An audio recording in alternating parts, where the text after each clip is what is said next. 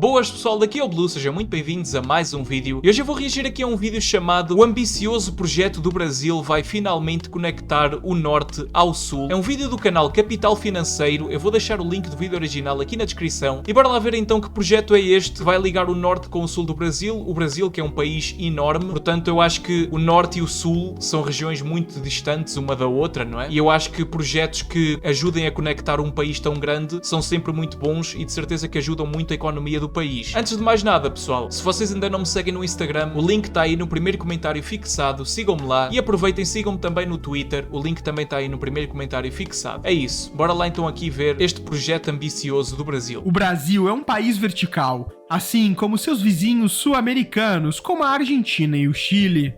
Então, grandes projetos que visam integrar os países de norte a sul são realizados pelo governo, como a BR-116, a maior rodovia do... Aliás, sabem qual país também é vertical? Portugal. Portugal também é vertical. Se vocês virem, é um retângulo. Portanto, sim, eu acho que Portugal também precisa de ter boas conexões entre o Norte e o Sul. Só que numa escala mais pequena, não é? Porque Portugal é muito mais pequeno que o Brasil. Do Brasil, que tem 4.660 quilômetros, ou a BR-101, BR-364, BR-163, ou, por fim, a 153 e a 158. Todas atravessando o país, esse montante de rodovias ajudam na logística do Brasil e facilitam a movimentação pelo país. Mas ainda assim, é um transporte menos eficiente, sendo mais perigoso e caro que uma ferrovia. Exatamente. E como o Brasil produz muito gado... Eu acho que para transporte de mercadorias não há nenhum veículo melhor do que os veículos ferroviários, os trens, não é? Nós aqui dizemos comboio, eu sei que no Brasil é trem, mas é a mesma coisa, ok? Quando vocês ouvirem eu a dizer comboio, eu quero dizer trem. É porque para mim dizer trem é meio estranho, porque eu estou habituado a dizer comboio, porque é assim que nós dizemos aqui. Mas é isso, tipo, basicamente eu acho que os comboios são um meio de transporte muito melhor para mercadorias, na minha opinião. Grãos e minério de ferro que são exportados para países como a China, Coreia do Sul, Japão, Estados Unidos e o continente europeu em geral, isso gera um problema logístico. Por exemplo, a soja produzida no centro-oeste do Brasil, que tem destino ao continente europeu, vai sair geralmente pelo Porto de Santos, de caminhão, onde ao embarcar em um navio de carga, vai chegar à Europa. Mas e se este mesmo navio saísse do porto de Itaqui, que fica no Nordeste, mas carregado com a soja que veio do centro-oeste? Bem, este porto aqui é mais próximo da Europa, portanto eu acho que a viagem ia ser mais rápida, não é? A viagem de barco não ia demorar tanto tempo. Carregada por uma ferrovia muito mais eficiente e barata. Esse é um desafio que teria que atravessar Goiânia, Tocantins e o Maranhão, e hoje é bem demorado e caro se essa rota for realizada por caminhões. Então, visando resolver parte dos problemas logísticos do Brasil e finalmente conectar o país de norte a sul, existe um projeto que está parcialmente finalizado e poderá ser concluído no futuro, chamado de Ferrovia Norte-Sul, que conectará 9 estados brasileiros diretamente por uma única ferrovia e vai transformar o Brasil. E para entendermos isto, temos que olhar tudo mais a fundo. Ok. A história das ferrovias no Brasil começa por volta de 1852, quando a primeira concessão de ferrovia acontece no país. Já em 1854, surge a primeira grande ferrovia, com a inauguração por Dom Pedro II da Estrada de Ferro de Petrópolis, ligando Porto Mauá a Fragoso, no Rio de Janeiro, com 14 quilômetros de extensão. Mas a chegada da Via Petrópolis ocorreu somente em 1886. E depois dessa ferrovia, o Brasil realmente começou a investir nesse sentido. Tanto que em 1858, uma ferrovia ligando Recife até o Rio São Francisco foi criada. E essa foi a primeira ferrovia do Nordeste. O Sudeste foi o foco nos próximos anos, dado que o Rio de Janeiro foi o primeiro estado a ter uma ferrovia de mais de 50 quilômetros. Ao longo das décadas, outras concessões foram cedidas, e a Ferrovia Oeste de Minas alcançou em 1894 um percurso total de 684 quilômetros, e foi considerada a primeira ferrovia brasileira de pequeno porte. Já em 1912, um grande marco foi realizado, criando uma ferrovia na Amazônia, a chamada Madeira Mamoré. Aí está uma coisa muito difícil de fazer, de certeza, que é fazer uma ferrovia na Amazónia, mano. Que é uma floresta extremamente densa e difícil, não é? De passar por lá. Imaginem, se já é difícil passar por lá, muito mais difícil deve ser construir uma ferrovia, não é? Que permitia a distribuição de látex. No geral, o Brasil tinha uma vasta malha ferroviária e se destacou no começo do século XX. Mas as ferrovias começaram a decair quando o principal produto exportado pelo Brasil, que era o café, entrou em decadência e representava pelo menos 50% das exportações por ferrovias. Além disso, com a chegada da crise de 1929, os Estados Unidos, que eram os principais compradores de café brasileiro, diminuíram as suas importações, o que acabou diminuindo a demanda e gerando prejuízo às empresas. Além disso, durante o governo de Juscelino Kubitschek, as ferrovias foram deixadas de lado e as rodovias ganharam cada vez mais força, até por serem muito mais baratas para serem construídas. E com a chegada do regime militar, as ferrovias também foram deixadas de lado. É verdade que as estradas são muito mais baratas de construir do que as ferrovias, mas pelo que eu sei são muito mais caras de manter, porque para manter uma estrada é preciso ter atenção ao asfalto, não é? Porque o asfalto com o passar dos anos vai se estragando, vai criando buracos, é preciso estar sempre a alcatroar, a asfaltar as estradas. As ferrovias, não, pelo que eu sei, não precisam de tanta manutenção, portanto eu tenho a certeza que a longo prazo compensa muito mais ter ferrovias do que ter rodovias, não é? Mas foi isso que o Brasil fez na época, agora já não há nada a fazer, não é? Agora o que se pode fazer é apostar mais na ferrovia. Eu também não estou a dizer que sou contra as estradas rodoviárias, mano. Também são muito importantes. Mas eu acho que para transporte de mercadorias não há nada melhor do que os meios de transporte ferroviários. Com grandes pontes como a Rio-Niterói e a rodovia Transamazônica sendo parcialmente construídas. Mas nem tudo foi perdido, porque a partir de 1987 começou a surgir a ideia de criar uma ferrovia que conectasse o Brasil por inteiro. Essa ideia começou a ganhar mais tração quando o Brasil começou a se destacar como o maior produtor agropecuário do mundo e um dos maiores produtores de minério de ferro.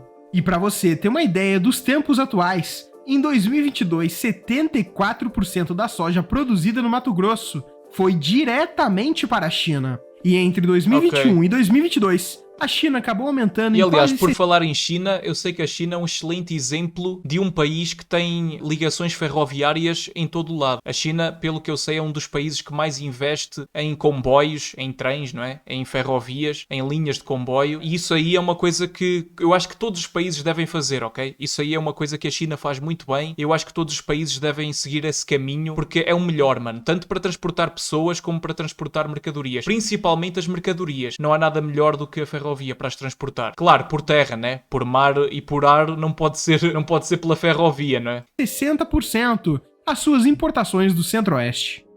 Então, visando exportar cada vez mais e sanar aquele problema logístico que mencionei no começo do vídeo, o governo brasileiro está finalmente resolvendo isso, com a Ferrovia Norte-Sul. Essa ferrovia tem 13 trechos diferentes, nos quais iremos explicar cada um deles. Então vamos começar pelo norte. O primeiro trecho é de Barcarena, no Pará, até a Açailândia, no Maranhão, com 493 quilômetros. O objetivo dessa rota é conectar o porto de Vila do Conde, que fica em Barcarena, com o restante do país. Também existe uma cidade em Portugal chamada Vila do Conde. Mas por quê? Quais empresas estão em Barcarena? É isso que eu fui atrás de descobrir. E procurando muito, achei esse artigo. E olha quem aparece. As indústrias Albras e Alu Norte. Com uma breve pesquisa, você já entende que a Albras é a maior produtora de alumínio primário do Brasil. E adivinha, os países que mais importam alumínio do Brasil? São eles o Canadá, a Noruega, a Islândia, o Japão e os Estados Unidos. São todos países que estão a norte, portanto é bom ter um porto no norte para importar essas coisas. O Norte é uma empresa que foi criada pelos governos do Brasil e Japão com a finalidade de facilitar a venda para o Japão. Só que hoje quem controla a Alu Norte não é o Brasil nem o Japão, e sim a Norsk Hydro, uma multinacional norueguesa de alumínio que tem uma das maiores operações de extração de alumínio no Pará. E com esta ferrovia já operando, as exportações de minério ficam muito mais fáceis. Além dessa rota, existe outra que conecta também o porto de Itaquí, no Maranhão. Então você tá vendo como não é só uma ferrovia, tem muito mais interesses por trás, e até interesses internacionais. Mas lembrando que ainda tem mais 12 rotas, e eu vou explicar cada uma delas. Saindo de Açailândia, a ferrovia se estende até Porto Franco, por 215 quilômetros de extensão. Essa parte foi finalizada em 1996, então já está concluída. Mas uma coisa que realmente me intrigou aqui foi a importância de ligar a Ceilândia, já que é uma cidade com pouco mais de 100 mil habitantes e, portanto, não é uma cidade tão grande. E com um pouco de pesquisa a gente já entende. A cidade de Ceilândia é esta aqui. Ela é cortada pela BR-010. Mano, deve haver muito açaí nesta cidade. Para isto se chamar Açailândia é porque deve existir muito açaí aqui, mano. Deve ser a capital mundial do açaí, provavelmente. Que se estende por 2.000 quilômetros, atravessando boa parte do Brasil. Mas o que eu foco aqui mesmo é esse pequeno ponto no mapa, que se a gente der um zoom, vemos o Distrito Industrial do Pequiá, onde 5 grandes indústrias siderúrgicas estão instaladas para a produção e exportação do ferro gusa. E de acordo... Mano, estou a gostar muito deste formato de vídeo, ok? O Capital Financeiro está-lhe a dar muito bem aqui nestes vídeos. Este formato assim meio investigativo. Eu gostei, mano. Gostei muito, a sério. Está muito bem feito. Com a prefeitura, além destas indústrias, a cidade também é uma distribuidora da Petrobras e o segundo maior entreposto da Vale no Maranhão. Lembrando que a Vale é a maior produtora de minério de ferro do país. Então é claro o objetivo de construir uma ferrovia pelo Pará. Mas saindo dessa rota, a gente vai para a ligação ferroviária entre Porto Franco, no Maranhão, e Aguiarnópolis, no Tocantins. Esse é o menor trecho da lista. São apenas 42 quilômetros. E o mais interessante que eu descobri sobre a ligação de Porto Franco até Aguiarnópolis é que a zona industrial de Porto Franco surgiu logo após a construção da ferrovia. Essa zona fica entre as duas cidades. A ferrovia Norte-Sul passa pelo meio dessa zona industrial de Porto Franco. E aqui tem grandes indústrias como a Agrex do Brasil, que basicamente tem negócios na área agropecuária, produzindo fertilizantes, sementes e por aí vai. A Cargill também está aqui, e compra e vende grãos para fabricantes de produtos alimentícios. Além delas, a Bunge Alimentos também está aqui. Isso nessa área esquerda. Já à direita tem a ADM do Brasil, que trabalha com processamento de soja. Por sua vez, a importância geográfica da cidade de Aguiarnópolis também foi decisiva para a localização da Ferrovia Norte-Sul. Isso porque, para conectar o Maranhão ao Tocantins e depois chegar até o Centro-Oeste, em algum momento, a ferrovia iria ter que cruzar o rio Tocantins, que corta o estado. E Aguiarnópolis tem um dos trechos mais estreitos desse rio, o que permitiu a construção de uma ponte menor. E ok, foi exatamente... faz sentido. Realmente, é a melhor jogada que podiam ter feito é construir uma ponte na zona mais estreita, não é? Isso aí eu acho que é o que se costuma fazer normalmente para evitar fazer grandes obras quando não há necessidade, não é? Isso que aconteceu. Foi construída uma ponte rodoviária e uma ponte ferroviária paralelamente, que finalmente nos leva para o nosso próximo trecho, entre Aguiarnópolis e Araguaína. Esse trecho tem 114 quilômetros e adentra ao interior do Tocantins, que tem 60% da sua economia baseada justamente na agropecuária, que é o maior objetivo da Ferrovia Norte-Sul. Na verdade, os próximos 3 trechos cruzam exclusivamente o estado do Tocantins. São eles o trecho de Araguaína, Colinas de Tocantins, que tem 153 quilômetros. Depois, o trecho que vai de Colinas do Tocantins até Guaraí, e tem 100 quilômetros. E por fim, desta cidade vai até Capital Palmas, e tem 150 quilômetros. E daqui, segue diretamente para o Goiás, no nosso próximo trecho, que tem 456 quilômetros. E o mais interessante é que todos esses trechos de Tocantins já foram entregues. Mas se essa ferrovia já existe, como que os grãos são transportados da ferrovia para os portos? Para os grãos saírem das fazendas e chegarem até os portos e fábricas, eles têm que percorrer o seguinte caminho. O primeiro passo é, obviamente, caminhões saírem carregados de grãos das fazendas. Certo. Após isso, os caminhões vão até um terminal de grãos, onde a soja e o milho, por exemplo, ficam armazenados. Esse terminal, por sua vez, é ligado à ferrovia. Os grãos ficam armazenados em silos e quando o trem chega, os grãos são despejados nos vagões e carregados nos trens. Por fim, os trens vão para o destino final, nesse caso aqui, os portos.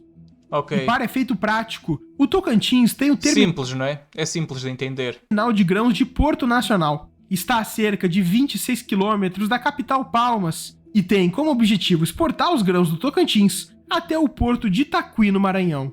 Mas agora, indo para o Centro-Oeste, as coisas ficam mais interessantes ainda, porque no caminho para chegar a Goiás tem a conexão com a ferrovia Oeste-Leste, em Figueirópolis. Essa outra ferrovia vai ter aproximadamente 1.527 quilômetros. 1.527 quilômetros. Isto aqui é uma ferrovia enorme.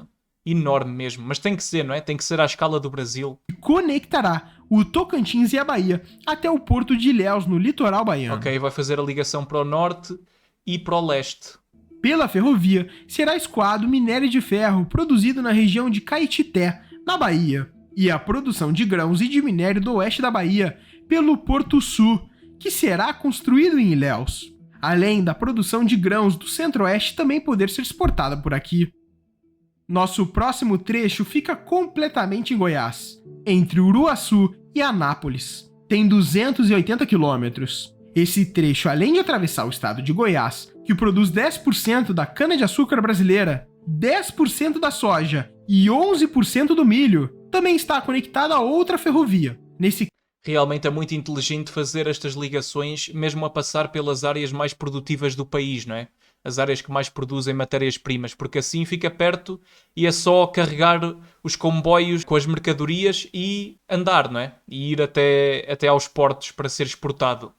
Nesse caso, a ferrovia Centro-Atlântica, que integra o interior de São Paulo, Minas Gerais, Bahia, Rio de Janeiro e o Espírito Santo. Agora, faltam 4 rotas e 5 estados. Então, vamos dar continuidade ao trecho Ouro Verde, Estrela do Oeste. Tem incríveis 684 quilômetros e também já está concluído.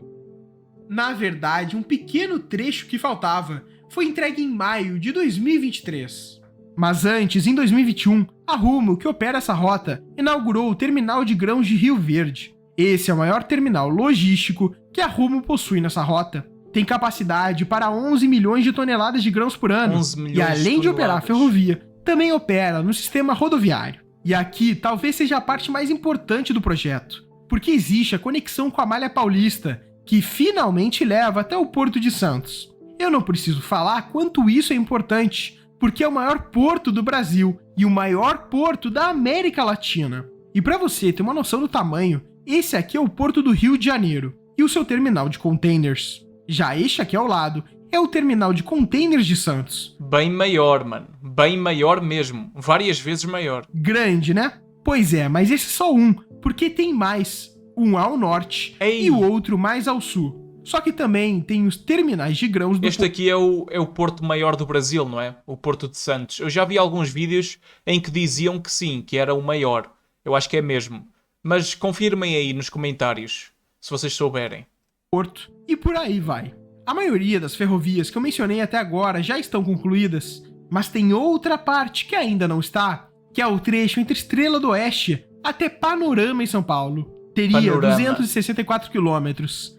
Mas, sinceramente, sobre esse trecho eu não encontrei muitas notícias, e parece que foi deixado de lado. E para concluir a ferrovia, teria uma das construções mais importantíssimas, que é a do trecho de Panorama até Chapecó, e de Chapecó até Rio Grande. Essa última... Para chegar mesmo ao extremo sul do Brasil, não é? Uma cidade tem o 5º maior porto do Brasil. E de fato, se esse trecho for finalizado, o Brasil será finalmente conectado ao sul e ao norte, por uma única ferrovia. E para concluir, a ferrovia teria uma construção importantíssima, algo que nunca aconteceu antes da história. A Norte-Sul concluída seria algo fenomenal. Imagine que os produtos agropecuários que partem do Centro-Oeste vão poder exportar ao mesmo tempo pelo porto do Rio Grande do Sul, no Brasil, mas também pelos portos do Nordeste. Dessa forma, os custos de transporte com certeza irão diminuir, pois terão que alternar as rotas em busca de mais eficiência. Hoje a ferrovia já opera alguns trechos e alguns terminaram no mês que esse vídeo foi publicado, e vão começar as operações em pouco tempo. E essa foi a Ferrovia Norte-Sul, um dos maiores, se não o maior, projeto do Brasil. Muito, muito interessante, mano. Provavelmente o maior projeto do Brasil. Se não for o maior, é um dos maiores, é verdade. E espero mesmo que o Brasil acabe de construir os trechos que faltam, porque isto aqui é mesmo uma obra que vai ajudar muito e que de certeza que já está a ajudar muito o Brasil, porque está muito bem feito, ou seja, aquilo conecta os principais portos e conecta também as maiores zonas produtivas, que é para carregar as mercadorias e enviá-las até aos portos para depois ser exportado. Muito bem, mano, eu achei muito interessante. Comentem aí o que é que vocês acharam sobre este vídeo e deixem aí sugestões para próximos vídeos que vocês queiram ver aqui no canal. Se vocês ainda não me seguem no Instagram e no Twitter, os links estão aí no primeiro comentário fixado, passem por lá. Se ainda não deixaram o like aqui no vídeo, pessoal, deixem aí, não custa nada e ajuda imenso. E se ainda não são inscritos, cliquem no botão vermelho e inscrevam-se aqui no canal e aproveitem e cliquem também no sininho para não perderem nenhuma novidade. O link do vídeo original que eu reagi vai estar aí na descrição, deixem sempre um apoio no vídeo original. Os vídeos do Capital Financeiro são muito bem feitos, mano, eu recomendo muito. E é isso, amigos, muito obrigado a toda a gente que acompanhou até aqui, muito obrigado mesmo, eu sou o Blue e até ao próximo vídeo. Muito obrigado a todos os membros aqui do canal, muito obrigado mesmo. Se vocês também quiserem dar um apoio aqui ao canal, cliquem no botão Seja Membro e vejam os benefícios. Muito obrigado a todos que puderem fazer isso e muito obrigado a todos os que já são membros.